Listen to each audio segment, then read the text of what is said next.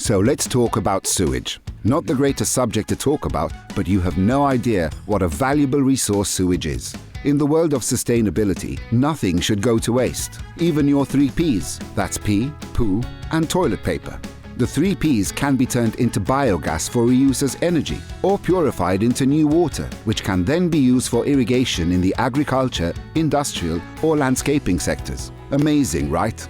Any leftover water can be purified enough to go straight back into our sea. Our sea is your first reason to make sure that what goes into the system should be there. Back to the 3 Ps.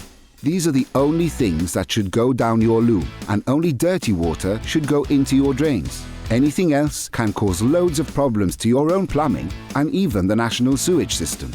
Once your wastewater leaves your home, it goes into a huge sewage collection network that is 1,545 kilometers long, has 104 pumping stations, and is then directed to one of 3 sewage plants located at Tabarkat, Shokia, and Melliha. Anything that shouldn't go into the sewage system can get stuck along the way in the pipes. It will accumulate with other stuff and eventually leak. This untreated wastewater could leak into our soil, which could affect crops, or seep down into our groundwater, which we use for drinking, or even into our coastal waters, which are teeming with marine life and have in recent years been awarded excellent status thanks to our upgraded sewage treatment system and plants. If the stuff makes it through the pipes, it could block and stall any one of the pumping stations, or even make its way to the treatment plant and damage any of the equipment there. These damages cause a backlog in a system that treats 67 million litres of sewage a day. While the Water Services Corporation works tirelessly to ensure that the system is running smoothly, certain blockages can take days to fix and cost a pretty penny. This, of course, is paid for by our taxes. A sewage treatment plant basically works by speeding up a natural process that uses bacteria. What normally takes nature weeks is done by our treatment plants in around 18 hours. Raw sewage is fed into large aeration tanks and churned by large submerged blowers that introduce air. A very heavy concentration of bacteria eats up the solid matter, which is then extracted from the system.